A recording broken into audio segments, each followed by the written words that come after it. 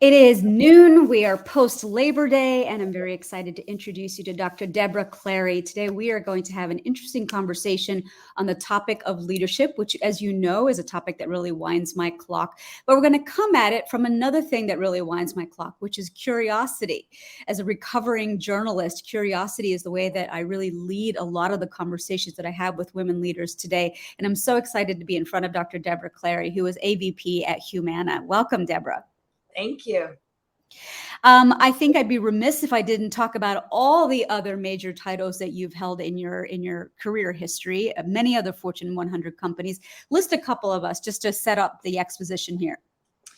So I spent a decade at Frito-Lay in sales and marketing and operations. I spent almost a decade there. Then I spent a decade at Coca-Cola. And then I turned to the hard stuff and went to Brown-Forman, the makers of Jack Daniels. I was the VP of strategy. I was on the wine side, so I spent a lot of time out at Napa Valley, which was a really tough gig to have to do.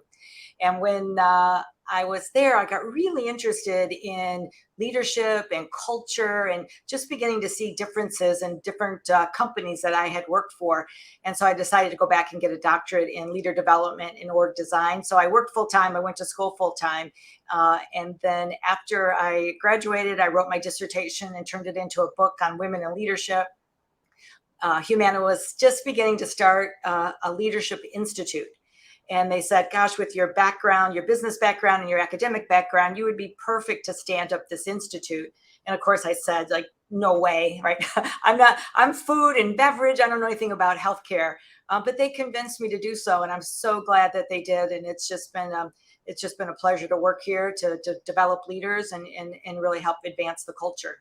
And that's really the thing, though, right? Like the elixir that we're about to talk about, curiosity, that transcends regardless of the vertical that you're functioning in. That leadership skill set transcends and goes with you to whatever role you go to. Yeah, absolutely. Absolutely. So let's talk about curiosity. Although I got to say, I'm curious, what bourbon is your fancy these days? Oh, my goodness. It's hard to pick because there are so many of them. But my everyday drinkable bourbon is Woodford Reserve Double Oak. It's very drinkable. Yes. Amazing. I'm a Scotch drinker myself. I've just been educating myself on bourbon, but I'm a big Isla region peaty mossy whiskey drinker. Oh yeah, that's good stuff. All right, let's talk about curiosity. Like, what is it of all the different facets of leadership that you've been involved in? What is it about curiosity that really winds your clock? You know what, I got really curious and interested in curiosity the last couple of years when I began to see the number of people that were leaving the workforce, particularly women. I mean, there were 4 million Americans that left their job a couple months ago alone in 1 month. And, the Great Resignation, I think, is better called the Great Awakening. I think employees are waking up and saying, I want to be valued, I want to be seen, I want my voice to be heard. And as I began to think about that, it occurred to me that the way leaders behave could significantly shift the way what employees were feeling and how they were coming to work every day.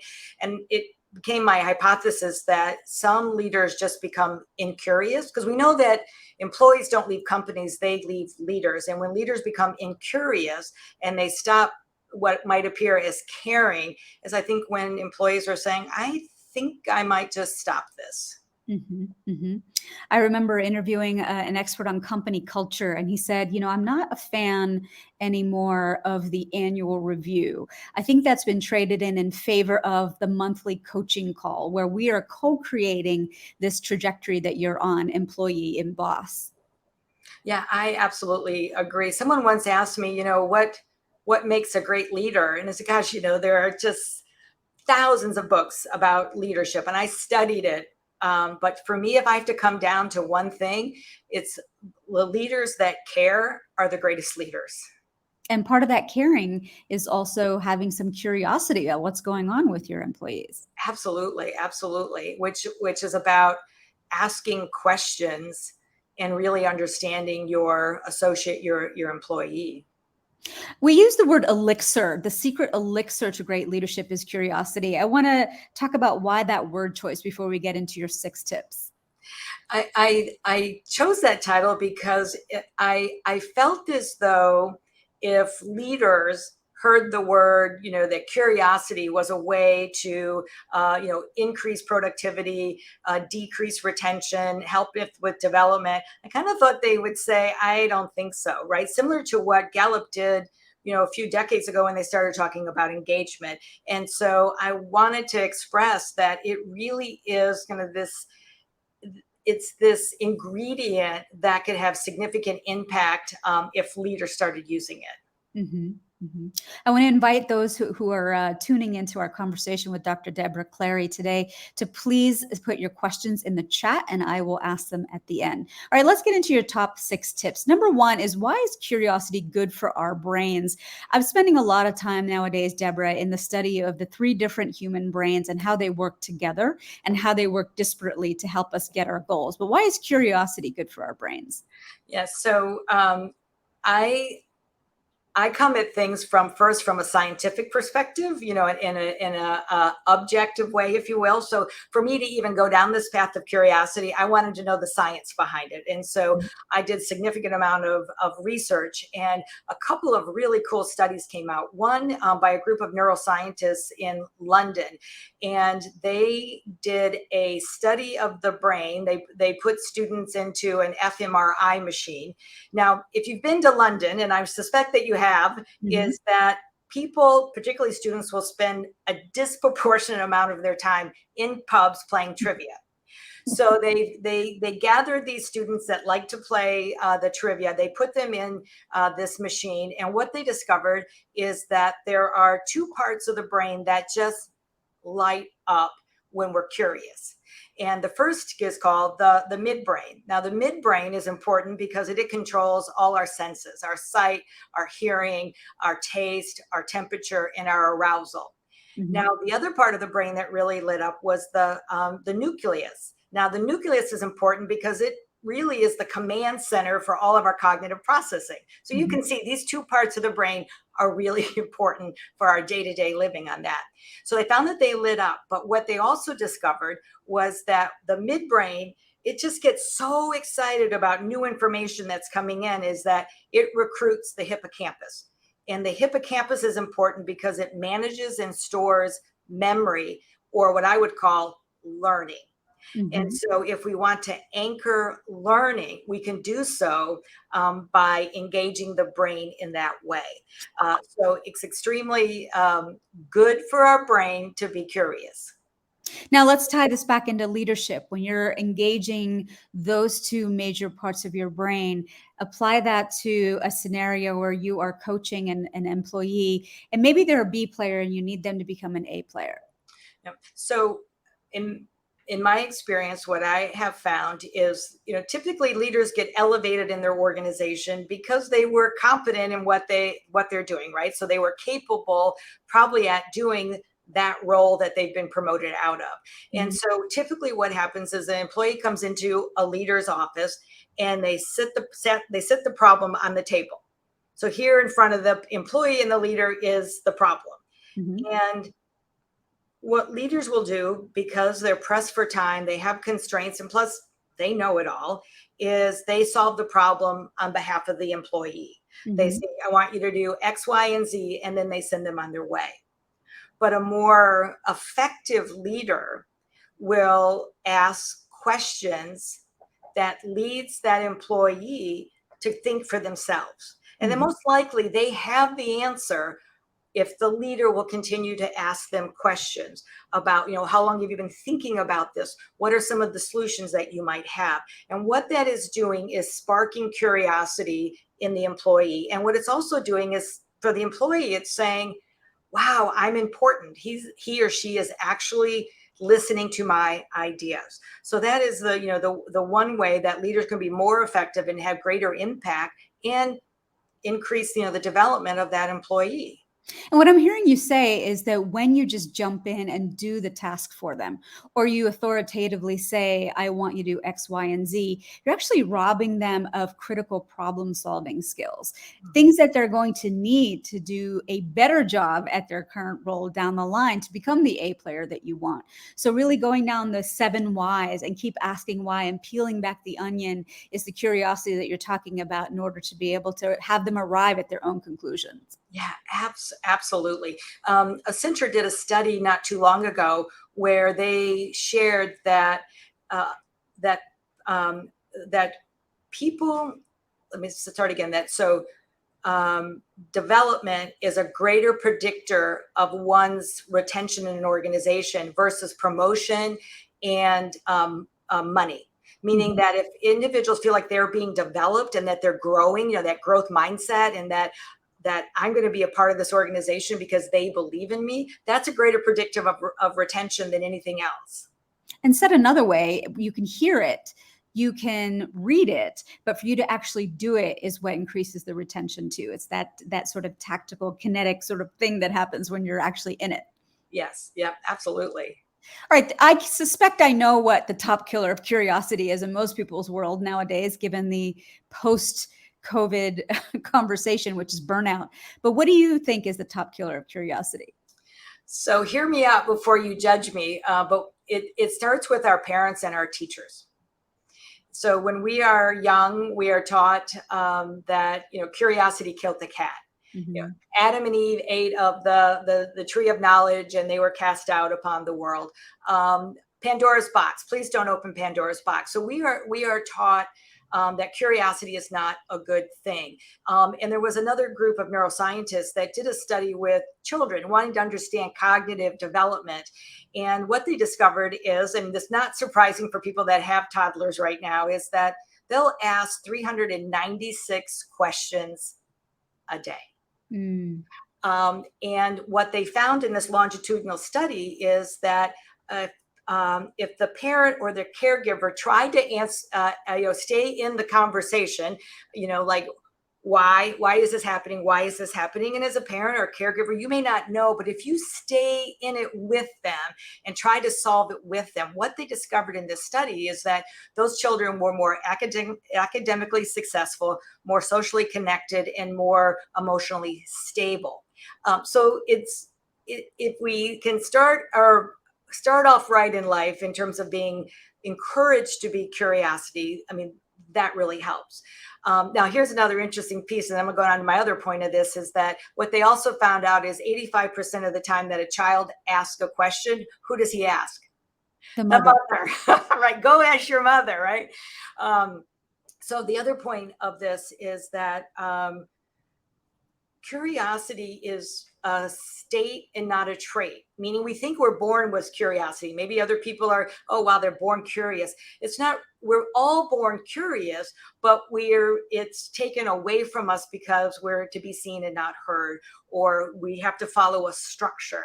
And hey, as parents and caregivers, we're doing the best we can. And as teachers, we're doing the best that we can. But there is another way, to come after that. So knowing that it's a state and not a trait, and it can be fostered.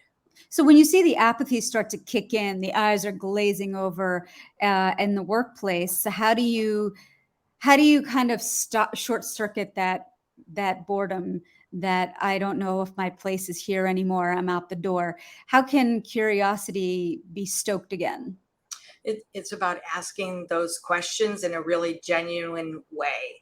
You brought up the point about that performance, annual performance reviews really are a thing of the past. It is about that continuous connection, weekly or monthly when you're talking with your employee, and it's asking them questions around, how are you feeling about things?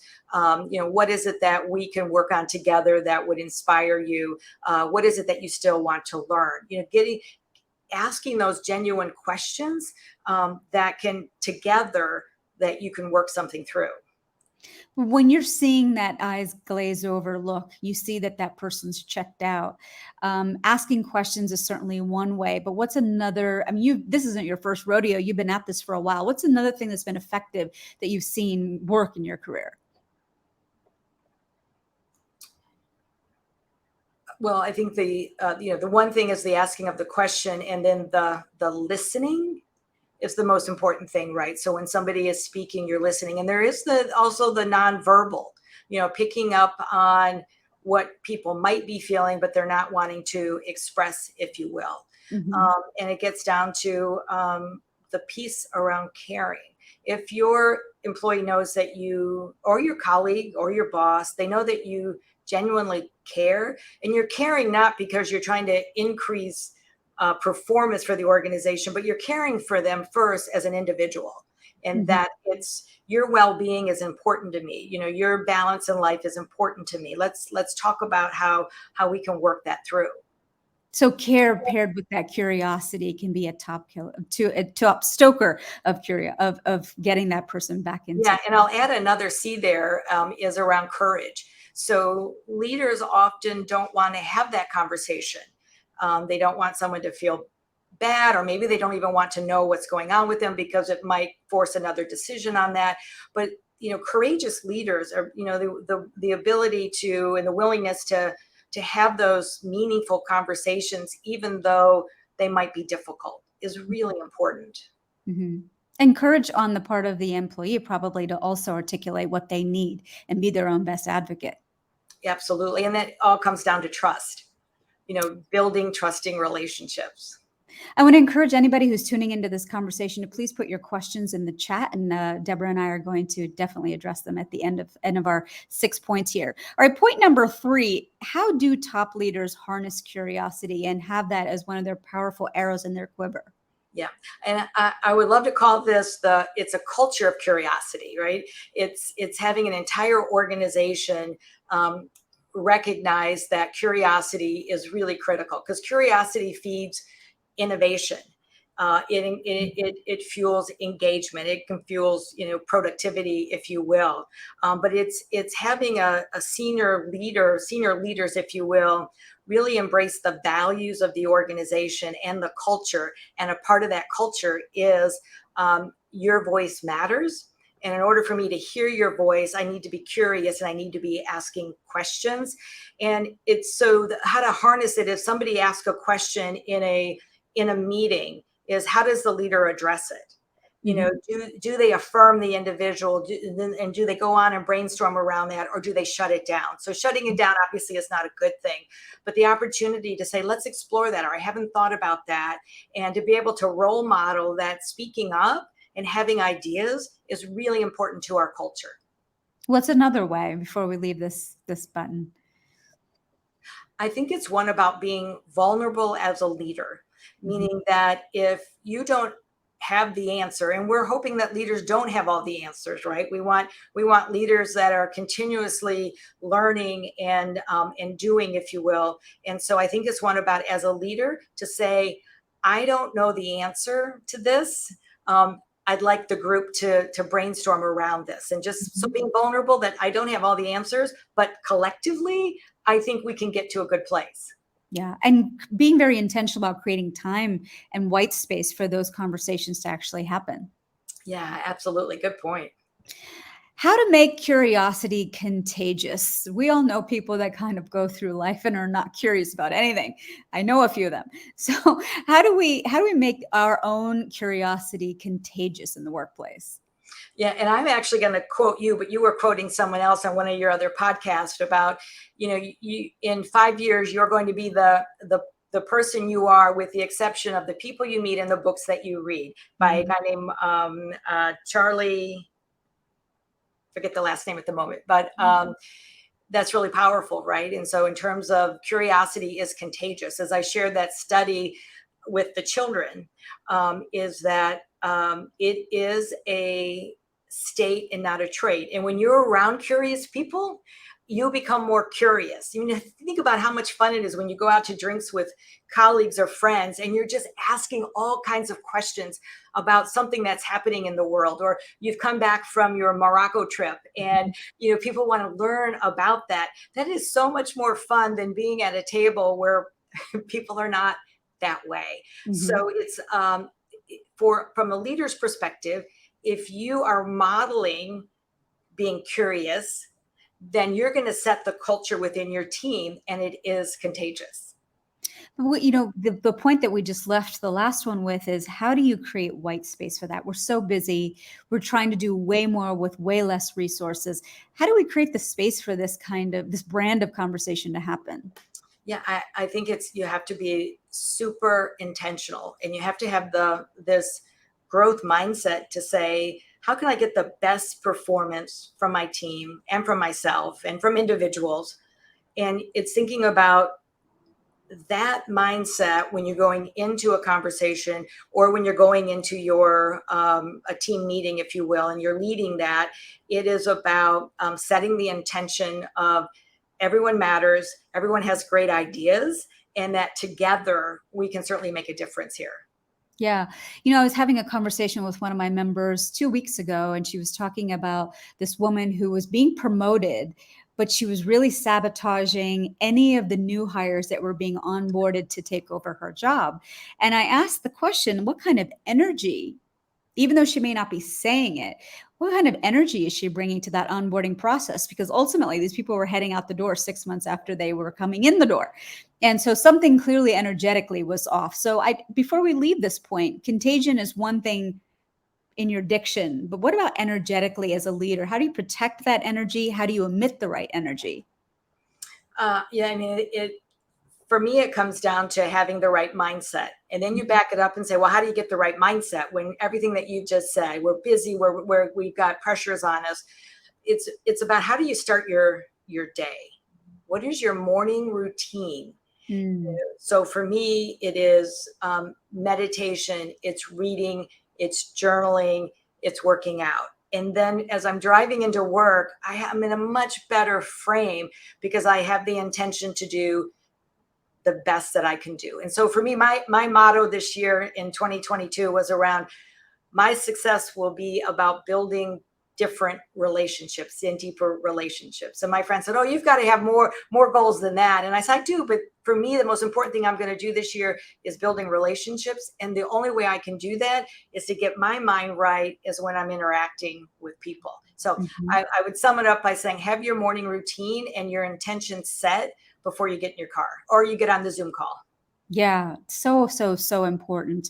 I think that one of the common things that comes up with women across many verticals that I'm in front of throughout the week is, how do I put self-care first? I put my employees first, I put my kids first, I put my husband first, and my own self-care falls to the back burner. And so then, as what's on the back end of that? Resentment, anger, sickness, disease.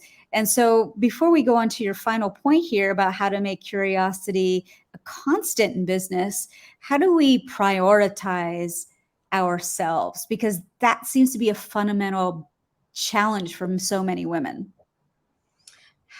Yeah, and I wish there was an easy answer for it. But just what I was saying about looking at your day and figuring out how you can carve out time. So maybe that is at 4 a.m. or 5 a.m.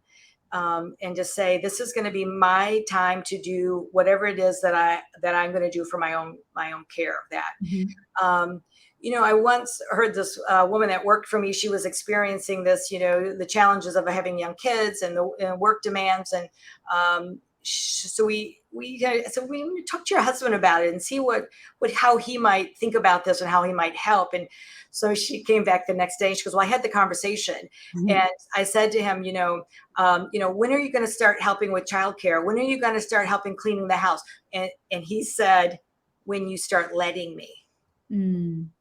So that was such an awakening of sometimes we need to say, it's not going to be perfect, right? But that I can let people help, if you will. And I'm not saying that's the case for everybody, but that was a really key lesson for me. And then another lesson, which I shared with you earlier, is when I was at Frito-Lay, I was in my late 20s, and young children, big job, just trying to figure out how to keep it all together. And this vice president came in from Dallas, and I got up the courage to say, you're a mom, you're a wife, how do you do this? And she said 2 words: get help. And, get help means a lot of different things to different people, but it so resonated with me, and how I can begin to say, how can I delegate some of this, or how can I ask for additional support? I just thought I just had to do it all myself. Yeah. And so I began to have this realization of I needed to be able to give a little bit as well and make some adjustments. And some women are really seeking permission. So much are seeking permission to be able to ask for help. That's the irony of it all. And maybe that permission needs to come from yourself. I see some questions starting to come in here, Debra. So let's get to our last point, which is how to make curiosity a constant in business. How do you make this the status quo? I think one way to do that is make it a part of your values. So at Humana, curiosity is one of our values. So we honor it, we encourage it, we role model it. The ability to ask questions, to stay open to questions. That is one way, is to hardwire it into your values. Yeah. Lana Sanderson is joining us. She says that curiosity builds creativity for me, for sure.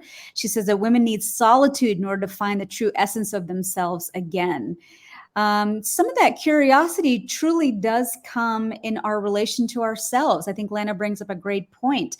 Part of leadership is also allowing our own voices to be able to have time to bubble up, which is why I'm such a big fan of going away on trips, because on a plane, nobody can WhatsApp you and say, hey, I need this. So I wonder if you could speak to that. Yeah, I'm absolutely in alignment with that. I talked about my own morning routine, but it certainly is giving space to yourself to be curious about yourself. What is it these are the questions I ask myself. What is it that's working? What is it that's not working? What is it? Because I always believe I'm the creator of my life. Whatever is going on, I'm the creator of it. If I have a jammed schedule or I've overcommitted, wait, you can redo this, if you will. So it's about being curious about yourself and asking yourself questions. And I think one of the most powerful things that we can do is journal. Mm-hmm. So, write the question and then meditate, kind of see what comes up and begin to write that. I recently moved, and in my move, I found my 7th grade diary. I mean, this is how much stuff I have kept. And I was just so fascinated by the questions I was asking myself, as a 12-year-old in the 7th grade. Now, they were very simple questions, if you will, but it's been very powerful for me to ask myself questions. And you, on one of your podcasts, you talked about the BS audit. Yes. And yeah. The bullshit audit is something that I learned from Ryan Serhant. He's somebody who's on one of those $1 million listing New York shows. He's a real estate broker. And he talks about the bullshit audit, which is, when you are maybe thinking about the next level in your career. And Lana, Sudeshna, Amy, I don't know if you're thinking about the next level of your career. But when you are, it's important to understand the impression that you make when you first walk into a room. And the only way you're going to know that is by asking people whom you've made an impression on. Now, the idea is to go to 6 people in your life that are not people pleasers, that are not yes people, but the people that are going to honestly tell you that maybe that you hunch and your shoulders are too forward and you're trying to make yourself small as you walk in the room. Or maybe you chew gum, or maybe that you use a lot of filler words. I don't know. But that bullshit audit is getting curious about the impression that you make when you walk into a room. And this is it's a big growth moment. It's not an opportunity to get defensive. Some of the top Olympic athletes in the world seek feedback because they see that as a moment of growth for them, not as something that's going to tamp them down. Yes. And, what occurs to me when I heard that podcast was also doing a BS audit on yourself. Like, what are the things that I say to myself that aren't true? And there are times I catch myself, that's not true, right? Like, of course, I'm not speaking out loud. I'm speaking in my head, but it's like I'm doing my own audit. Now, certainly it's brilliant to get other people to weigh in on it, but we also have we can have very negative self-talk. And what also occurred to me, the quote that I'd given earlier, and his name is Charlie Jones. He also said, no one is a failure until you blame someone else. And so, to be able to take responsibility for your own thoughts, your own behavior, and say, I can do better, or I can do different. Yeah. I like to do the Katie Byron's series of questions, which is, let's say I failed at something, and now the script running through my head is I'm a failure. Well, okay, write that down. And the first question is that true? Well, that's not true. But is this absolutely true? This is the second question. And then who would you be without this thought? Is the line of questioning that she asked. So I find that that's always helpful when I'm spiraling down a rabbit hole that I don't need to be going down. Yeah, I particularly love the one, who would you be without this thought? Yeah. Especially if it's in the past. Something has happened in the past. There's no change in that. It's just keep moving. Right? Yeah. And so much of us, Amy, Sudeshna, Lana, if you have a question, please put it in the chat and I'll ask it to Debra. Debra, the first question that I have here is from one of my members, and she's asking, she really feels a lot of guilt when it comes to work. She's a very ambitious woman, has no qualms about working all day long, but feels guilt when she's in the office because she's not with her kids. And then when she's with her kids, she's feeling guilty that all the things projects that she wanted to tackle aren't getting done. So how can we deploy curiosity in this instance and really try to make better of a situation that isn't going away anytime soon, especially if your kids are 2 and 5? Yes. Well, one question, and then I have an idea, but one question to ask yourself is, am I feeling this guilt because of how I've been socialized in North America, right? Or, in my culture, in my home. Mm-hmm. And is that still, am I feeling pressure from maybe people that aren't even pressuring me? Like, you think, oh, my parents wouldn't like this, or fill in the blank, if you will. And so it's really kind of asking yourself, where is the guilt coming from, and where am I feeling it in my body? What I would recommend is doing what they're called morning papers. So every morning, getting up early, when the house is still quiet. And I know people are probably saying, oh my gosh, I'm already exhausted because I have a 5-year-old and a 2-year-old. Trust me, even just getting up 30 minutes earlier to spend time with yourself, to journal, I feel guilty. That's the thing. And then just begin to write 3 pages of what comes up when you see that. Now, it's also about, think about this, if you had a sister or a dear friend that was feeling guilty because they were, same scenario, right? Is what advice would you give your sister? How would you talk to your sister to encourage her to release the guilt? Couple ideas. Couple of ideas about how to get curious about that. I love morning pages. I actually have an app on my phone that's gamified it so that you write a bare minimum of 350 words, and then the algorithm actually crunches it and says, here are the top themes that have come up in your content today, and it'll be anger or sadness or joy. So it's great to see, kind of those themes that come up to really tell you where your head's at. I love that. And there's a quote that says, I don't know what I think until I write it down. And so, they're really the power of writing, and the power of writing to just get it out. Yeah. Lana says, what are some of the top 3 tasks that you pass on to your support group that makes your life balanced? Top 3 tasks that you share with your support group that makes your life balanced. I'm not sure if that question's for me or for you. Sounds like it's for you. I'll take that, Lana. I mean, for balance, I will say that religiously on Sundays, I don't go to church because I'm a Hindu, but I do sit down and I look at my week. I look at my week and I really prioritize 3 things. Where's my self-care going to find its way? Daily, not weekly, daily. Where is that going to be found in? And if it's not figured in, how do I reverse engineer to make sure that's in? I also look at my top business goals and I see if any calls or any activities or dinners that are planned don't align with that goal that I have for the next 60, 90 days, and I cancel them. And then finally, I make sure that I am asking myself the question, because my planner prompts me to, what am I excited about today? I took the time to really think about my values, and I would love to hear yours as well, Debra. But my top 2 values are adventure and beauty. And I think for the longest time, I was doing a lot of adventures with my women's leadership platform. I was doing leadership development through the element of adventure, but I wasn't actually saying that in my messaging. And I'm starting to do that because so much of the way that I do leadership development is through the element of adventure. And it's because it's one of my top values. So I would encourage anyone who feels out of alignment with any element of their lives to think about their values and make that your North Star when you're structuring your day. Debra, what are your top values? I think it would be learning and teaching. So I love to learn and go deep on something, and then I love to be able to put it in a way in which I can share that with others that they might benefit. So those would be my top 2. Yeah. Deepthi says that she really likes the thought of journaling around where is the guilt coming from. Debra, I'm sure you've heard about shadow work, but shadow work is a series of prompts that you can ask yourself, is this voice that's bubbling up right now mine? Is it my teachers? Is it my parents? Where does the authentic self meet the self that you present to the rest of the world, and how can they merge and become one? Mm-hmm. Yeah, there is a writer that I adore. His name is Robert Greene. And he just recently wrote a book, and it's about being human. And it's about our frailties. And it's about how we come into this world, wired in a way where it's about survival.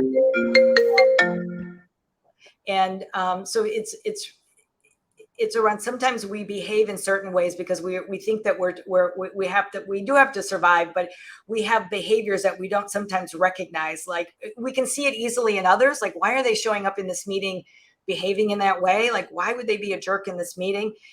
And it's one about really getting underneath, like, all right, what's really going on that would bring forth this behavior. I highly recommend Robert Greene's work. It's really phenomenal. You sound like you're a prolific reader. I know Deepthi Mittal reads like 3 books a week. She's trained herself to do that. What are some books that you are loving on the topic of curiosity right now? Oh, actually, I've got one right here. I'll just show it right there. This one is, I think it's phenomenal, by Ian Leslie. He's British. What I love about that is because he has the science and the art of that. So that's what really appeals to me about that. But there is so much out there right now around curiosity. There's you just go to YouTube. It's everywhere. Even Brene Brown, am I saying that right? She has a podcast out that's around that. So, for those that are curious, that are listening in, they're going to go find it, right? So Lana says she would love a book on curiosity. I'm actually studying a lot on the subconscious mind, because so much of what we are operating from is stuff that people just sort of drove by and dumped in there between the ages of 7 and 35. That's right. Right. And then we're just operating from a hardware, a software that's running left unchecked. And we don't actually stop to think about, why am I always broke? Well, maybe somebody, at some point chided you for wanting money at some point in your life. And maybe that's the script that you're operating from. Go ahead. Yeah, I think you're really onto something. You're probably familiar with Joe Dispenza then. Yes. In terms of, I'm listening to a book. I love audio because I can walk and listen. But it's a book around, forgetting to be who you are. Yeah. Right. It's like unwiring messages. Yeah. Unwiring messages that, our parents or our teachers, in the most loving way, we picked up on messages. So, I'm always going to be broke, or money doesn't grow on trees. And it's about getting back to Byron Katie as well. Like, well, is this true? Who would I be without this thought? Mm-hmm. Yeah, yeah. I mean, he's really forcing the reader to question a lot of things, including like, where is it in our psyche that this thing that we're operating from was transplanted? And it could be way, way, way back. But this also goes back to like the shadow work. Like, who are we operating from? A hardware system we built of our own, or is it one that was imposed upon us? We have to be acting from this place because that's what's appropriate, and we've been socialized to believe. And what I love about his work is that it comes from a place of love, loving yourself, and then you can love others. And I think that's just really, really powerful. It's not about manifesting, wealth or a promotion, although that's a part of it, but it really is about know thyself, know thyself. Lana has a clarifying question. The book that you're reading, is it Curious by Ian Leslie, The Desire to Know and Why Your Future Depends on It? That's it. Yeah. All right, there you go, Lana. All right, Debra, I think that we have really done a comprehensive job on the topic of curiosity. Any last items that you'd want to leave this audience with on the topic of curiosity and how it feeds into their leadership? Yeah, I would say that those that are curious will always be in demand. So if you want to have be a point of differentiation in terms of your leadership, being curious will do that. I'll remind people that curiosity is a state and not a trait. So be around people that are going to feed you in that way. So those would be my 2 final points. Yeah, and Debra and I are cooking up some ideas to host one of my signature Mastermind dinners in Louisville, which is where she makes her home.